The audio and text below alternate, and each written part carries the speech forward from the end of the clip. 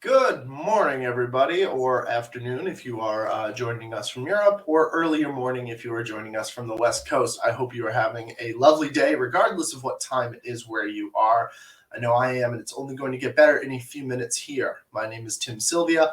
I'm an editor with PV Magazine USA, and I will be your moderator for today's webinar, Navigating the UFLPA, that's the Uyghur Forced Labor Protection Act, geopolitical risk in the PV supply chain. And joining me today are a duo of excellent presenters, Christian Roseland, a senior policy analyst at Clean Energy Associates, CEA, and Martin Deek, associate director of supply chain management with CEA.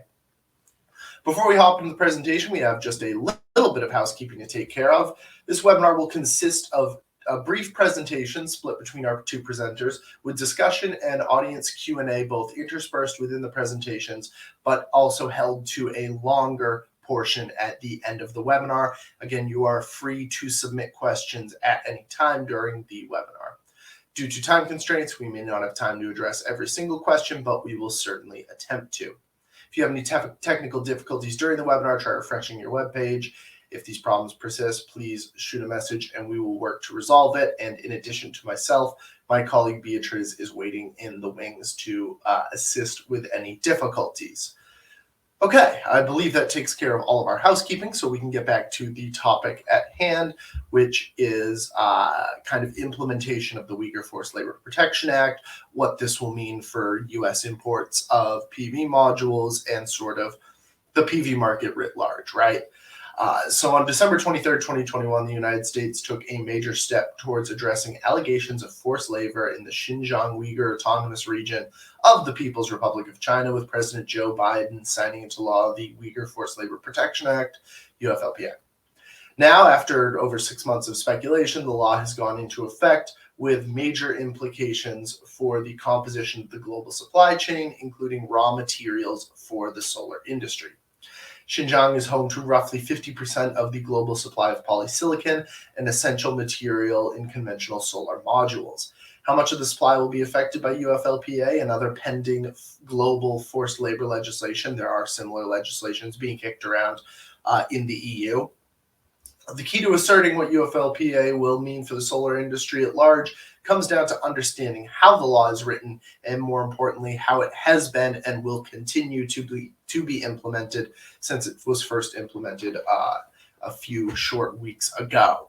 To help get a better idea of how the legislation will be enacted, what we've seen so far, and what it means for the industry at large, I will hand it over now to our first presenter, Christian Roseland. Christian, the floor is yours. Thank you so much, Tim. And it's a pleasure to present to all of you today. So to start, let's have a little bit of context. UFLPA didn't come out of nowhere. For several years now, there have been increasing reports about human rights abuses against the Uyghur people, a ethnic minority in the Xinjiang region of Western China. A watershed moment in this was the publication of the report In Broad Daylight by Sheffield Hallam University, and that for the first time connected what is going on in Xinjiang to the solar supply chain, specifically to the supply of silicon metal for polysilicon.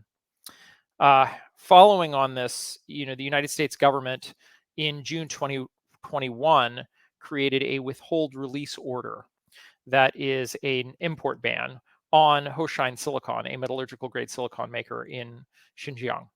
And in the summer and fall of 2021, Customs seized at least 140 megawatts of solar panels from at least 4 suppliers. And the industry over time did adapt to this, though it took 3 to 8 months to get most of these shipments released, and some shipments were never released. They were either kept or re-exported. So obviously the next step here is the signing of the UFLPA in December 2021. UFLPA by law creates a rebuttable presumption that goods mined, produced, or manufactured in Xinjiang are made using forced labor, and directs customs to prevent import of these products. Now, that was a fairly broad remit. And then over the next 6 months, we had the Forced Labor Enforcement Task Force, which was a multi-agency task force, come up with an actual strategy for implementing UFLPA. We got the first glimpses of this on June 13th when Customs put out an operational guide for importers. And then on June 17th, only 4 days before the law took effect, the Forced Labor Enforcement Task Force published their strategy, which includes the list of prohibited entities. Now, notably, the government has warned that implementation would be stricter than under the Hoshine WRO. So let's look at what that meant. So on June 13th, in the Customs Operational Guide for Importers, on page 16, at the very end of the report, they had 3 sections for the 3 priority areas of UFLPA, which is cotton, polysilicon, and tomatoes. So on page 16, there was some specific guidance for polysilicon, warning that importers should, that if they bring in product that comes from factories that process both Xinjiang and non-Xinjiang inputs, that these would be at greater risk of detention. They also noted that traceability needs to go back to the level of the quart supply. Now, this is different than the Hoshine WRO. Under the Hoshine WRO, you basically had to have traceability all the way back to silicon metal, because that's the part that was prohibited, to make sure that no silicon metal from Hoshine was integrated into the polysilicon, which is then made into the ingot and wafer and so on and so forth. But for UFLPA, we're moving back another level to the level of the quartz.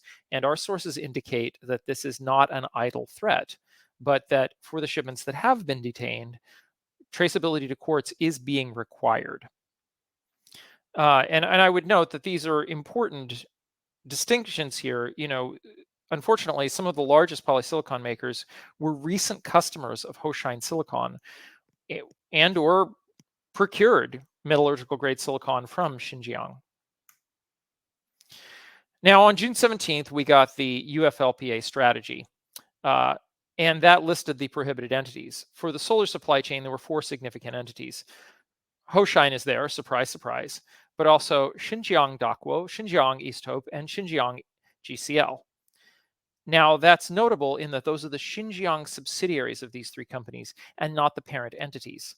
We saw this as being a targeted approach focused really on polysilicon in Xinjiang.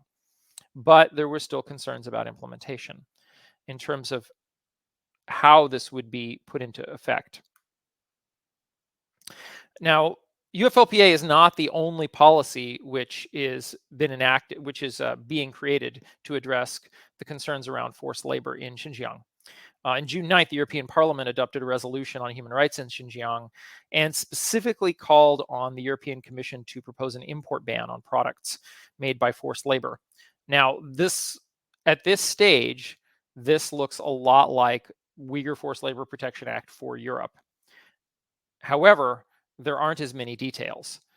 Basically, it was about a paragraph in this resolution.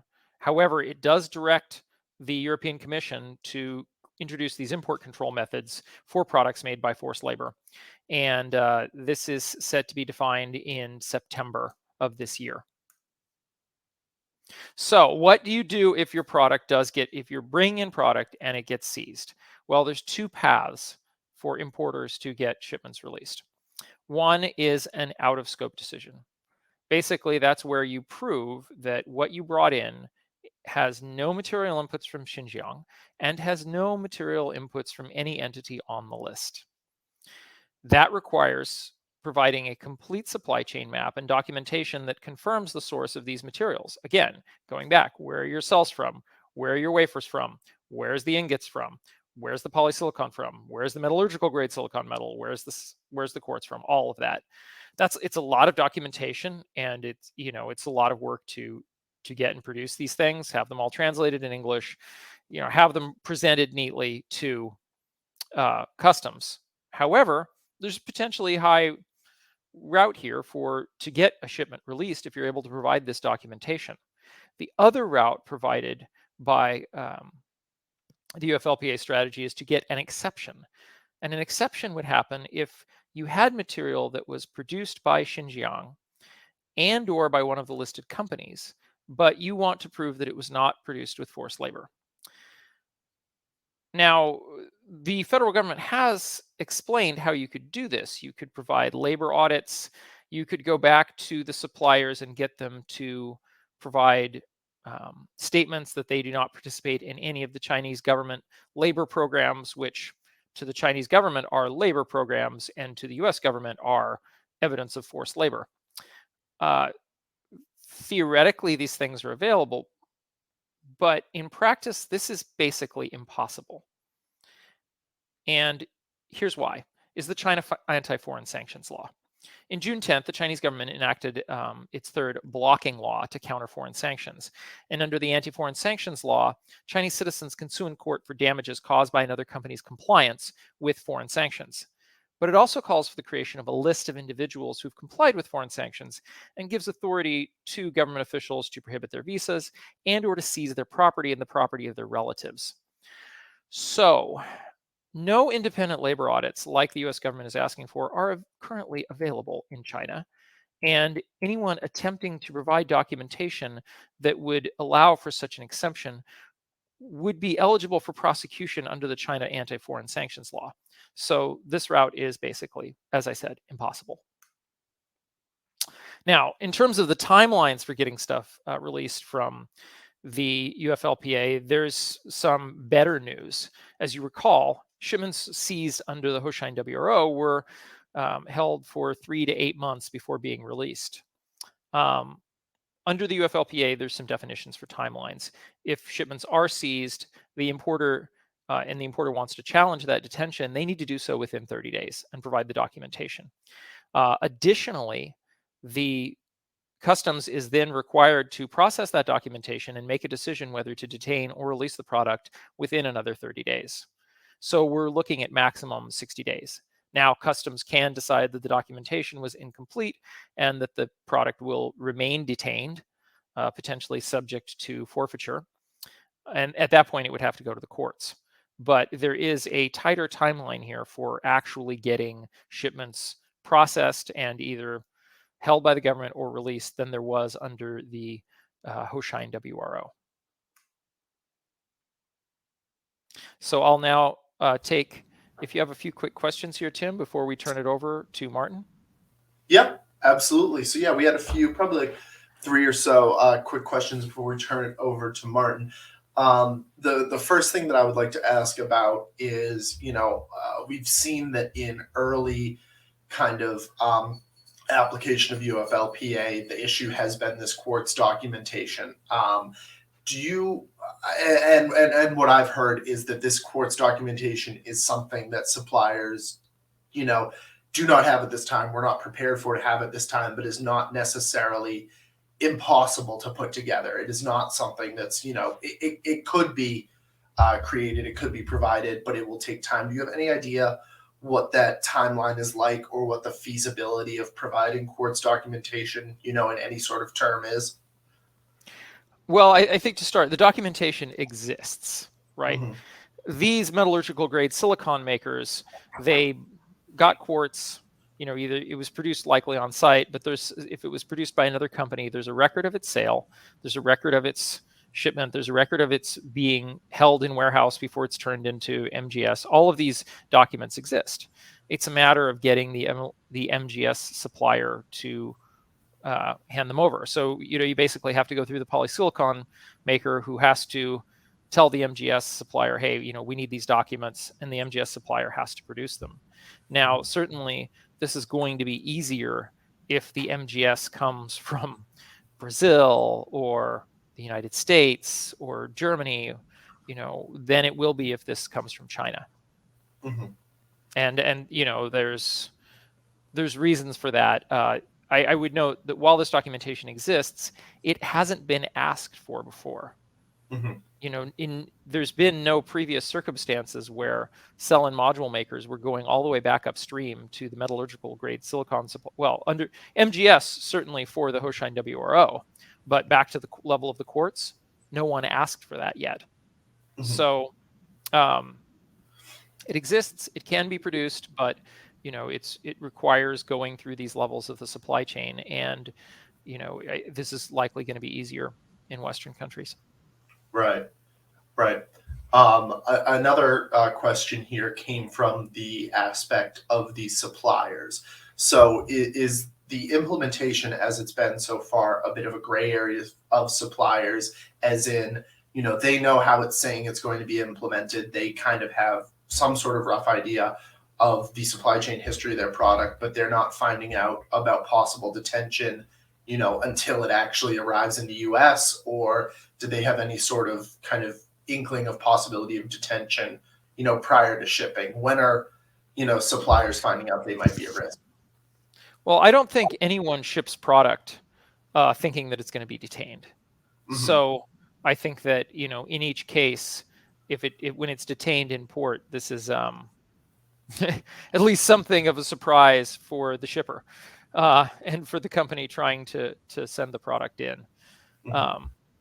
Certainly, I think that they're all aware of the risk of detention, and particularly the risk that comes from commingling within factories, because so much of the solar supply chain, it's not, we don't have dedicated factories for the US market going back to the polysilicon and MGS level. First off, this has never been needed before. Second, there are cell and module makers who have factories that are serving the US market. They may have some control over their ingot supply, but these are not the same companies who are making the polysilicon. And the polysilicon is sold to a wide variety of customers. So each level you go back in the supply chain, the more difficult it gets. Mm-hmm.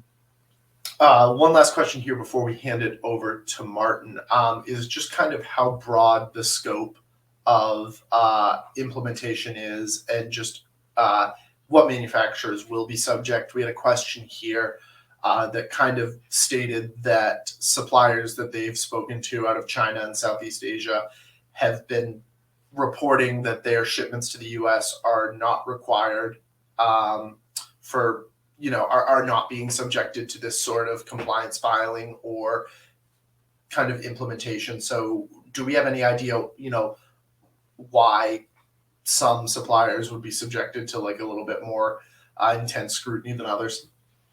Mm-hmm. That's a good question. I think what we've seen so far is the larger suppliers have been detained, and that's true under the Hoshine WRO, and it's true under UFLPA.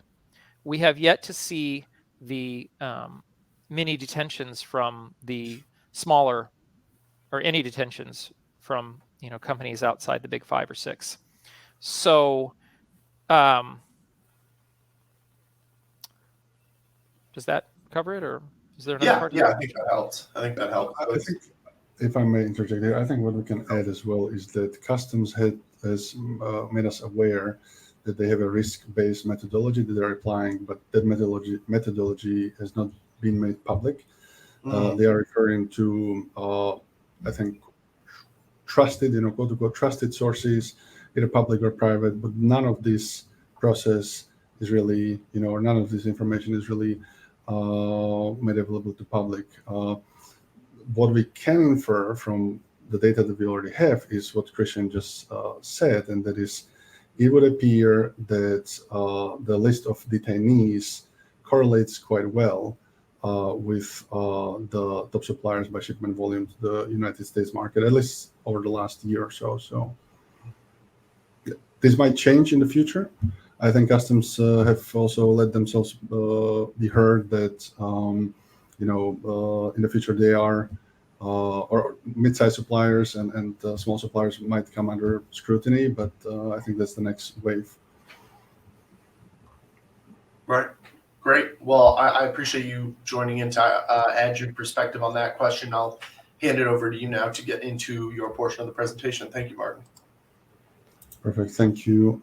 So in the second part of the webinar of the presentation, we'll talk about impacts of UFLPA on the silica-based supply chain, and then at the end also a little bit about the measures and sort of prevention mechanisms, preparation mechanisms that both suppliers and buyers can implement. So first, what we are looking at here is a comparison between polysilicon capacity for the next 3 years, end of year numbers, gigawatt equivalent, and projected PV module installations for all regions except for China.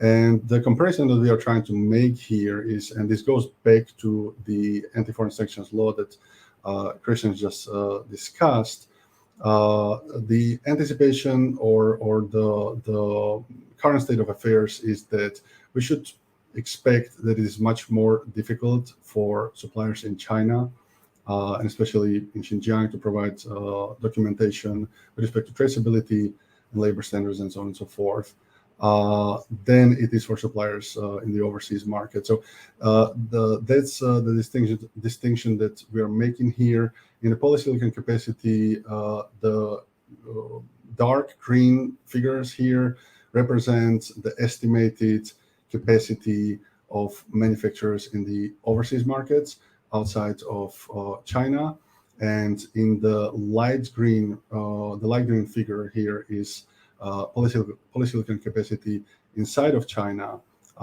but in regions outside of Xinjiang and owned and operated by suppliers without any affiliation to Xinjiang. So if we may just make it just a quick comparison of these two figures, for example, 140 gigawatts total in 2022, with PV module installations projected based on what we know today or at the end of second quarter, there should be enough polysilicon capacity to supply quote-unquote traceable raw materials to the United States market and to the European market, if that market were to require 100% traceable raw materials, and also to a large portion of the other global markets outside of these two regions. I would just like to underline, we are talking about polysilicon capacity here, not necessarily polysilicon production. And also PV module installations do not equal shipments. So there is some flexibility in this chart, but overall the trend is clear here. And that is that these two types of polysilicon by source should be sufficient for US and Europe in the next few years. If we look a little deeper at how UFLPA is impacting polysilicon capacity on the global level, this is the picture that we can get. So Hemlock, Wacker, and OCI are the primary polysilicon suppliers that are supplying product also to the PV market. And REC Silicon should be coming online again at the end of 23 or 2024. Overall, what we see from this picture is not much impact in terms of expansions of polysilicon capacities outside of China that we can directly relate to UFLPA implementation. As we see, so in the previous chart in 2022, we are estimating around 40 gigawatts of overseas polysilicon capacity to be available, and then the REC Silicon unmothballing will add probably another 5 or so gigawatts. The one change that is on the horizon is that India should start supplying relatively substantial quantities of polysilicon to our industry in 2025 and beyond. So this is linked to the government subsidies for domestic manufacturing in India. There are 3 nominees or 3 awardees from the first round of these production-linked incentives. Adani, Reliance, and Shirdi Sai. The timelines for all 3 and the capacities are not 100% confirmed yet, but we should probably expect around 30 gigawatts of new polysilicon capacity coming online from this first round of production-linked incentives in India in 2025 or after 2025. The impact of UFLPA implementation is a little more visible in China. So this is the polysilicon capacity distribution percentage equivalent end of year capacity in the next 3 years. And I guess the major trend here that we can talk about is the decrease in the proportion of polysilicon made in Xinjiang between 2022 and 2024. Decrease of about 20% absolute. And also the second trend that we see here is sort of bolstering and increasing of capacities in other regions in China, especially in Inner Mongolia in the north, in the dark green color in 2023, 2024, but also in Sichuan, Yunnan, and some central provinces in China. What we are considering here in this chart are publicly announced capacities, but based on our analysis, we are just including those where we feel or believe that that there is quite a good likelihood that these plans should move forward, because we have also seen many new entrants in the market recently. Two more points to mention here. One is that several of these new polysilicon factories, especially in Inner Mongolia, in Ningxia, but also in other regions, will come with an adjacent capacity for silicon metal. So this will improve traceability, as polysilicon and silicon metal will be made under one roof by one supplier with better access to documentation. Also, I think it doesn't come as a surprise, but these regions have relatively lowest cost of electricity in China, and especially in the south. There is a lot of hydropower in the energy mix. In the north, there is some wind, still a lot of coal, but also many of, or several of these new complexes, these new polysilicon factories will come furnished with, again, adjacent solar and wind power plants to supply electricity for the energy-intensive manufacturing processes. So more impact, direct impact from UFLPA we are seeing in China than we are seeing so far around the world, at least based on the public announcements. So as I think we are all aware, and as we talked about today already, the larger the supplier, the easier it should be, at least in theory, to obtain the necessary documentation to satisfy CBP requirements, given that typically the larger suppliers are more vertically integrated, control more of the supply chain nodes under the same roof, and therefore are able to provide this documentation, and at the same time are also in closer proximity to the polysilicon node and silicon metal node and quartz node. So so far what we have been seeing, or how we are seeing implementation here, is that larger suppliers should have easier time, and this is also reflected in some preparation by mid-sized suppliers and smaller suppliers that we have seen so far. That is perhaps a little more legs in this regard. Based on what Christian also discussed, and based on the implementation strategy from June 17th, CBP has also made us aware that they will be looking at factory segregation. So ideally, factories that are involved in the supply chains for the United States should be only using raw materials that are traceable, or outside of Xinjiang. So of course, again, large suppliers, it is easier for them to dedicate factories. And also, based on the history that we discussed, larger suppliers have more experience so far. I guess looking at how the factory segregation might work more downstream at the ingot and wafer level, we can have a look at this view here, which shows us wafer capacities in China and different parts of the world.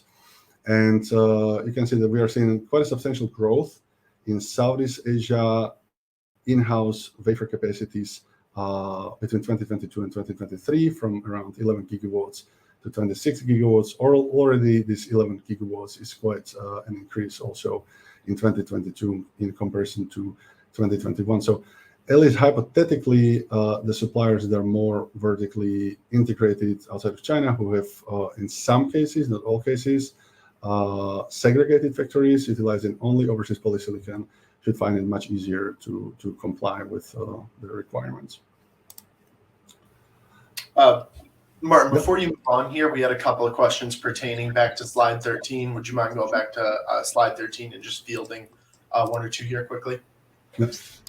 That's two more. So the one with the map, slide 13. One more. With the China map? Okay.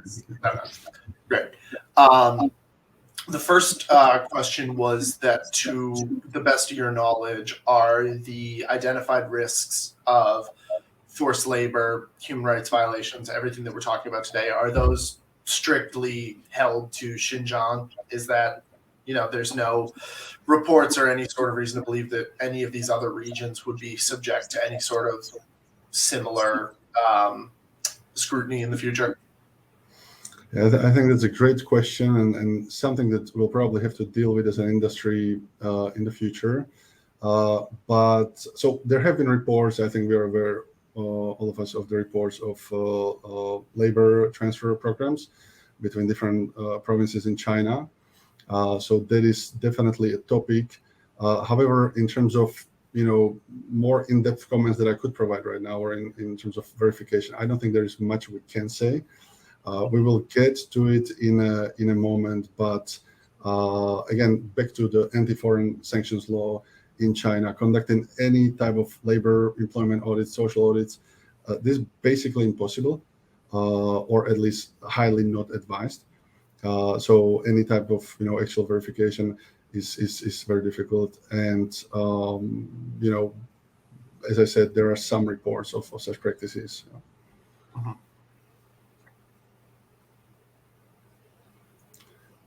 Christian, we cannot hear you.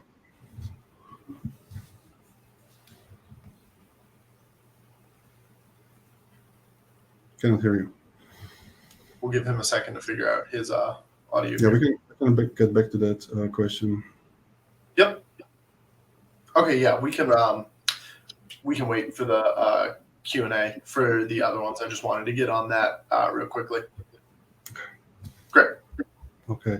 I think one more comment to make here is that if we go back to this slide, you can see a trend here. So this in gray, we have non-Xinjiang based, but Xinjiang affiliated capacity. Mm-hmm. So a lot of essentially all the three suppliers, DACO, East Hope, and GCL, that are listed right now, are investing quite substantial resources into expanding outside of Xinjiang. So you can see it's quadruples the capacity outside of Xinjiang between end of year 22 and 23. So this is perhaps the first topic that we'll need to figure out. We know that UFLPA entity list only lists the Xinjiang subsidiaries on these three companies, but obviously, or not, maybe not so obviously, potentially there might be a different risk profile assigned by CBP if a supplier is listed in Xinjiang and then produces outside of Xinjiang as well. Right. Yes, this is Christian. So I just wanted to note here that the UFLPA text itself mentions not just Uyghurs, but Uyghurs, Kazakhs, Tibetans, and/or other ethnic minority groups. So there is the potential application outside of Xinjiang for sure. And I think that this is something that was looked at for other industries. Notably, UFLPA doesn't just cover polysilicon; it also covers cotton. And so there's been some documentation of labor transfers to regions outside of Xinjiang for cotton. So, there's a potential there, but I would say for polysilicon, the focus has been, to date, I have not seen anything that suggests any sort of implementation outside of Xinjiang yet. Right. Appreciate that clarity. All right, I will let you get back to your presentation, Martin. Thank you. Okay, so the last 2 or 3 slides, I want to spend talking about how to de-risk UFLPA in module procurement agreements. I think back to the topic that we just discussed, so potential implementation in other regions. Potentially, we might see implementation also for other raw materials or other module components, as silicon metal is used also for other applications. But the main message here is there are a few things that should be added to contracts these days in 2022. And the first category, raw materials, so the BOMs should be expanded not to end at cell, but to include wafering of polysilicon, ideally also silicon metal and quartz. And factories and suppliers should be listed for all of these. So as early as possible in the process, the supply chain map, so to say, should be figured out and confirmed. As we just discussed, ESG or any type of social audits, labor standards audits are practically impossible to do in China. The workaround that is probably best right now is suppliers should be required to comply with their own ESG policies, codes of conduct, corporate social responsibility policies.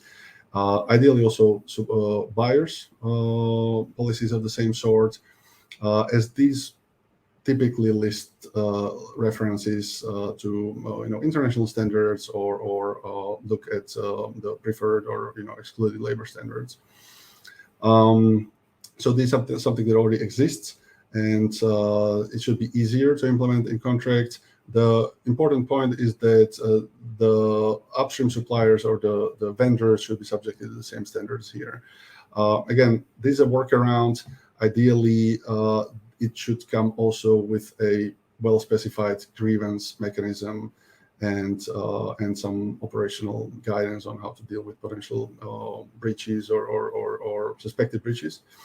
Then the other topic here is detention and inability to import. So we should also buyers should keep track of information or actions by CBP in real time as much as possible, and treatment and remedies should be defined in advance if importer or suppliers are unable to import.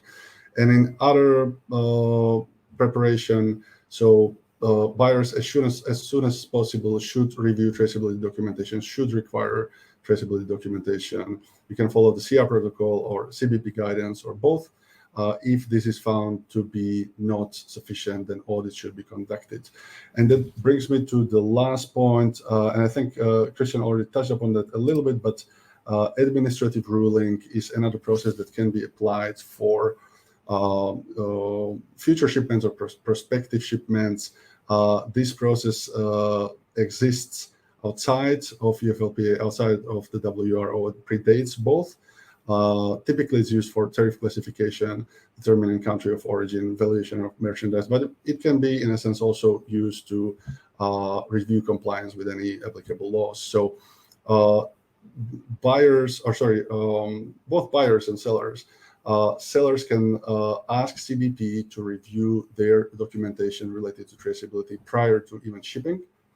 So while the merchandise is still in Southeast Asia in most cases, and determine whether the documentation would be sufficient or no. I think I will leave it at this here. Maybe we can get to it in a more detail just for later on if there are questions, just for the sake of time.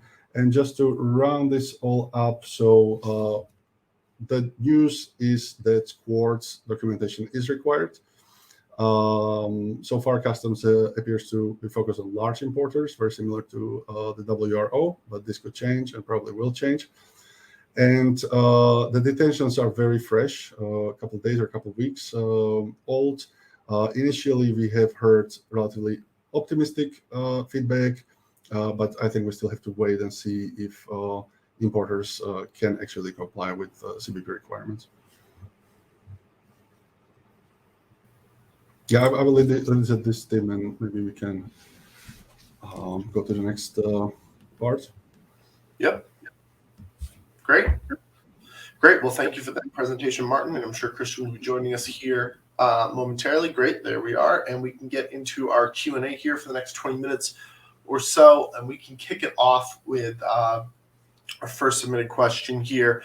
Given the political sensitivity of Xinjiang and the forced labor allegations within China, as well as the law that makes assisting with U.S. sanctions illegal, is there realistically any way to rebut the presumption of, for any module whose wafers are produced in facilities that have in the past purchased Xinjiang poly? So, given the factors that you went over, I think in one of your last slides, Christian, is there any way to rebut it, or is it just a matter of kind of wait and see? What's the situation? Well, I think the key to that, the answer here is that last part of the question, in the past. Mm-hmm. Yes. If it can be shown that the material itself was not produced that it has no inputs from Xinjiang, and if it has no inputs from the listed companies, yes.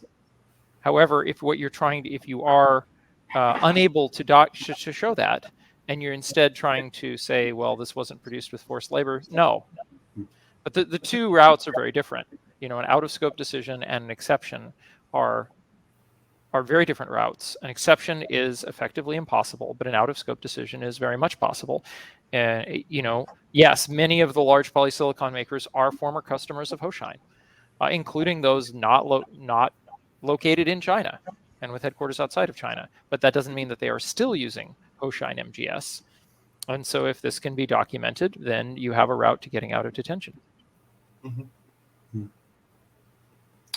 There's a question here, and this is something that I think is interesting. I'm not sure that we have any indication of this going on presently. It's more of a hypothetical, and that is, how do you prevent false documentation from being used to get through the customs process? Would it be pretty easy, do you think, for customs to tell of the false documentation, or what would the scenario be there, or is it just kind of unrealistic?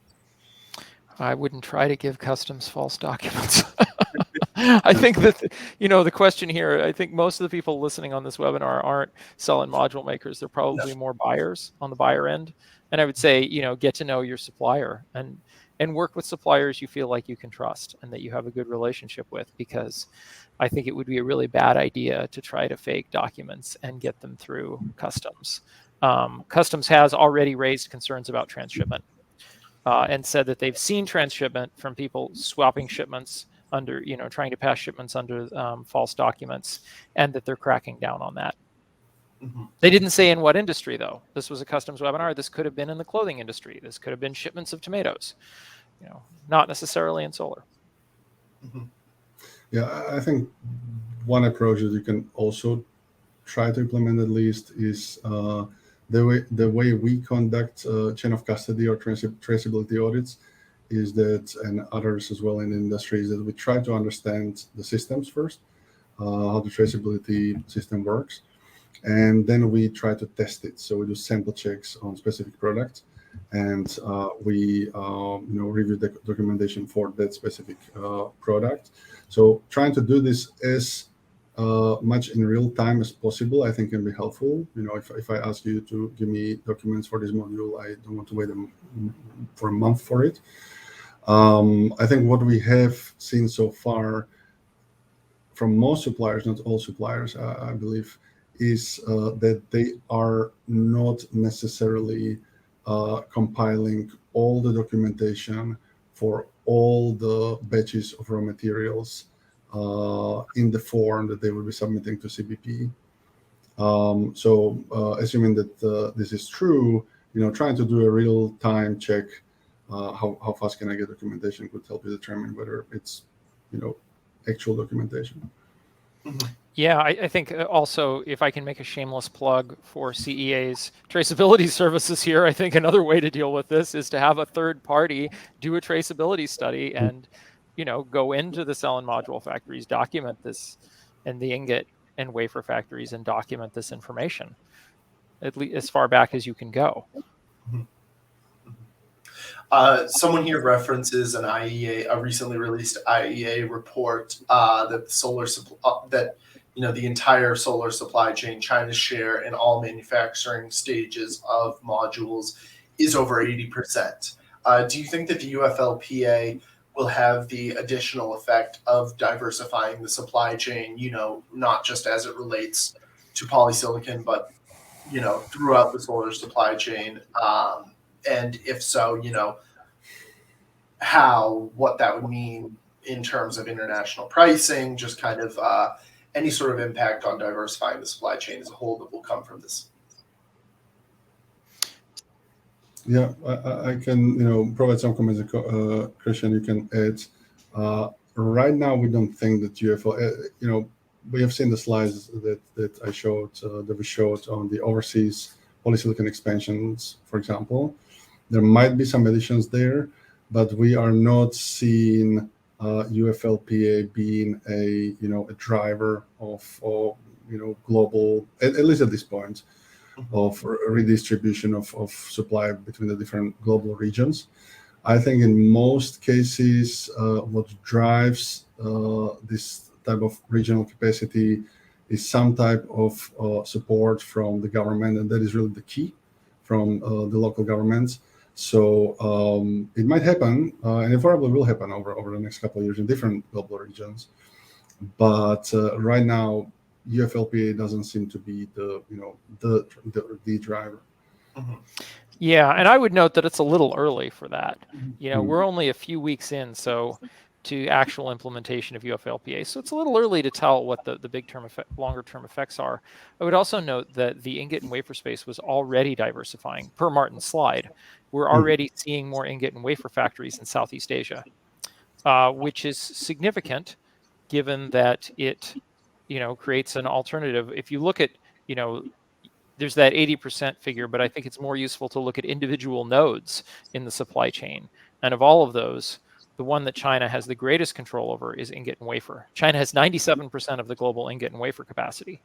And so even though the scale of the factories going online in Southeast Asia is small compared to what's in China, it's still significant given that you're working from a very small base there. So, that's already happening. I do foresee more demand for non-China polysilicon in future years, given that it's the easiest to trace, to say this is, it just makes the job of tracing the polysilicon back to the level of the quartz easier. But, it also takes multiple years to do a poly factory. So, it's not, you're not going to have polysilicon makers suddenly jump up and say, hey, let's build, let's spend the next 4 years building a factory. If they don't have assurances, longer term assurances. We're also seeing a little bit of diversification there. In 2024, we have REC Silicon coming back online in Washington, but you're probably more likely to see these sorts of tentative steps until you can see a longer term business case. So we had one person here who had kind of a two-part question. The first was due diligence for buyers, and I know you did plug third-party audits and getting to know your supplier, but if there's any other due diligence you think should be taken on the part of the buyer, feel free to comment on that. And then the second was just kind of the scope of international legislation. You mentioned the legislation being introduced by the European Parliament. Is there any else known of introduction for forced labor in Xinjiang or anywhere else in China, or is it kind of UFLPA and the European Parliament, at least at this time, that's been introduced, considered? Well, I would say that I'll take that last one first, and Martin, feel free to jump in on the other parts. But right now, I think we've seen moves from other countries. The UK is paying attention to the forced labor issue. Canada is paying attention. Individual EU member states, they've all made noise about forced labor and about Xinjiang in particular. But what's happening is over time, more documentation of the forced labor issue is coming out. So, we saw the BBC release that Xinjiang police files, and shortly thereafter, we got the EU resolution. So, I think that there's a dynamic back and forth between the human rights organizations and those who are leaking information from China and the policy. But it's definitely not inconceivable that we could see similar policies coming from Canada, Australia, Japan, the UK, etc. Mm-hmm. Yeah, and I think the first question was with respect to due diligence that can be done prior to shipments. This, of course, starts early on with understanding the supplier's supply chain. So either this is a direct conversation with the supplier, or CA, market intelligence materials can be helpful. It should definitely be a part of the RFP process. So ideally, at least the silica based portion of the supply chain should be this question should be included in the RFP. And then the second and powerful, maybe most powerful step is including the right requirements in the contract, right? So as we mentioned before, especially for the less experienced suppliers so far with WRO and UFLPA, and less vertically integrated suppliers, many of them, from our observation, are preparing less than they could be. And this is for different reasons. Obviously, again, the proximity to the upstream is different. But yeah, so there should be a discussion had prior to contracting or prior to signature, and suppliers should know what kind of requirements buyer has, and the work should start right away. So we don't want to wait till one day before production day to confirm the supply chain map or available traceability documentation.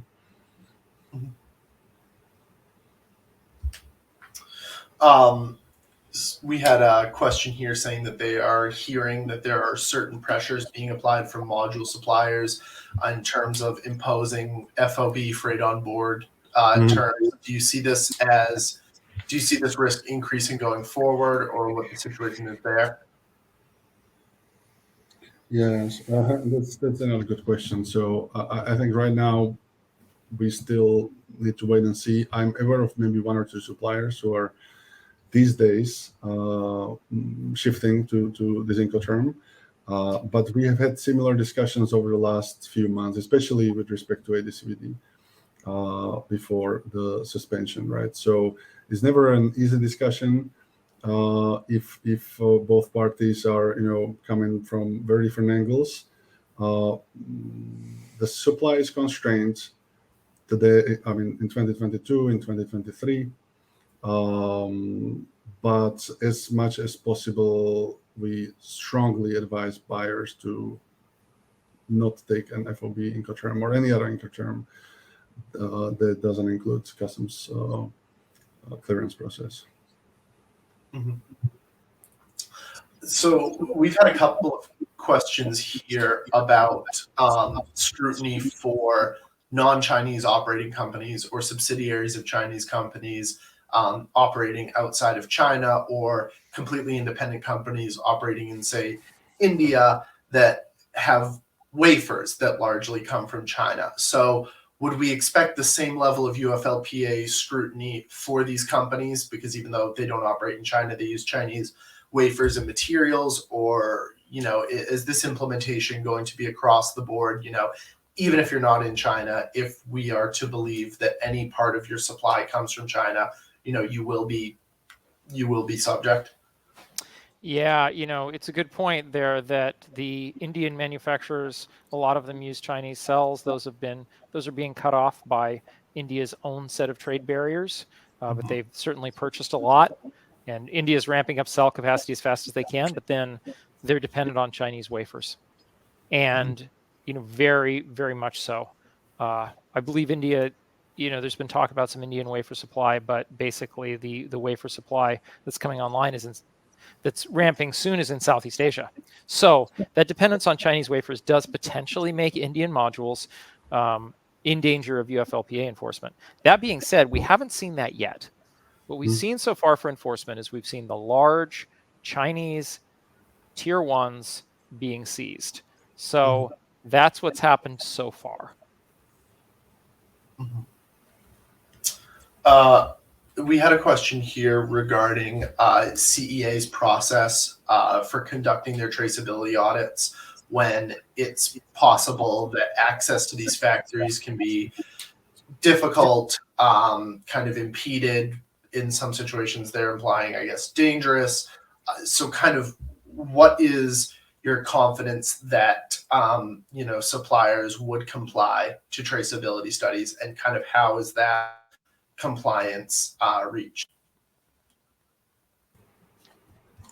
Yeah, I can briefly answer this. So yes, all the remarks are true. It's very difficult for essentially any third party, including buyers and especially non-Chinese parties, to conduct these kinds of audits, and it becomes gradually more or exponentially more difficult the higher you move up the supply chain. What you can understand, though, from traceability audits is the current preparedness of a supplier to comply or not comply, and you can apply this process to compare across different suppliers. So there is the preparedness is varies between different suppliers. So I think that this kind of understanding can be the traceability audits can be helpful in this regard.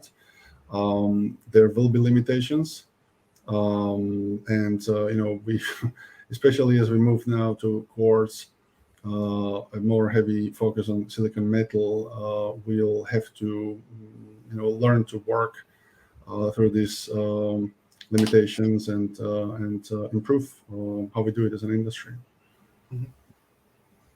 Yeah, though it is notable that CEA has done what, Martin, hundreds of factory audits to date, and we've been in factory audits, yes. Quality factory audits, we are maybe on the order of 50 traceability audits, 50 to maybe 60. Which is, and now I'm talking about, some of these include look at different projects. So it's not necessarily on a project level basis, but sort of supply chain level basis, specific supply chain, silicon-based supply chain. We're getting pretty close to running up on our time here for the webinar. So I think it might be helpful. We've gone over a ton today, and I think it might be helpful for each of you to give maybe just your high level kind of top takeaways for buyers moving forward, just kind of how you see the situation evolving, just sort of kind of big takeaways and kind of summation of what we've covered today. Christian, you can start. Sure. So, UFLPA is forcing a new attention on the supply chain, and it's forcing a traceability in the industry, which will make for a more transparent industry. And, certainly there's some challenges for the industry in the near term, but I think this is something that's achievable and that the industry can overcome. I think also we're looking at some potential diversification in the supply chain, both within China and outside of China. And I think that diversification of the supply chain is a good thing for the industry. It's not good to be dependent on any one region or any one nation. So, there are definitely some near-term challenges, and we're going to see how these work out. But I think this industry can navigate this and continue to move on and grow as it has with past challenges, including past trade challenges. Mm-hmm. Mark? Yeah, I think that's two points. One is that based on the changed, reduced timelines that Christian discussed at the beginning, we're looking at 30 days for the initial detention appeal process, and then another 30 days for petitioning or protesting those decisions. So this means that the next 1 to 2 months are very critical for the industry to figure out whether the current level or current status quo of traceability is going to work or no. So that's something that the next, maybe until the end of August, we should all keep our eyes peeled in. And the second thing that I would recommend is, or I would highlight again, is preparation, right? So there's a lot that can be done early on.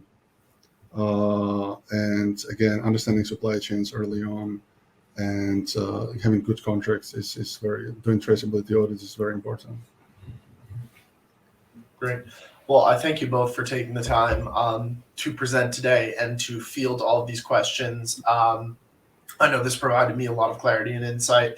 I think it will anyone else who attended. So Christian, Martin, appreciate your time, and we appreciate your expertise here today. Thank you. Thank you, Tim. It was great to hear us. And before we wrap up here, we just have a couple of more housekeeping notes from us at PV Magazine here. We have the latest news, both in print and online. We have agrivoltaics adding value to crops with low agricultural yield by my colleague Gwendolyn. And we have an article by PV Magazine USA's own Ryan Kennedy. Energy output is over 100 times the input needed to manufacture solar panels. If you can see on the left there, you can get a 10% off your subscription to PV Magazine with the code webinars10. And if you would like to learn a little bit more about some of the webinars we have upcoming, we should have some information right there. Look at that. We have the potential of renewables and EV charger integration for residential homes. What difference can it make? That's one that I know I will be attending. That's something I'm definitely super interested in. So keep an eye out for that one. And then what is solar intelligence?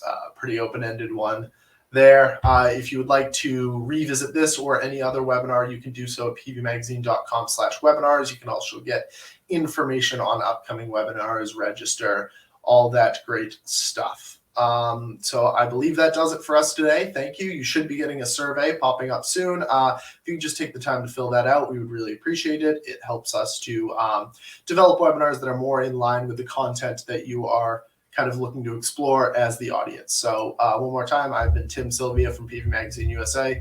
Thank you very much.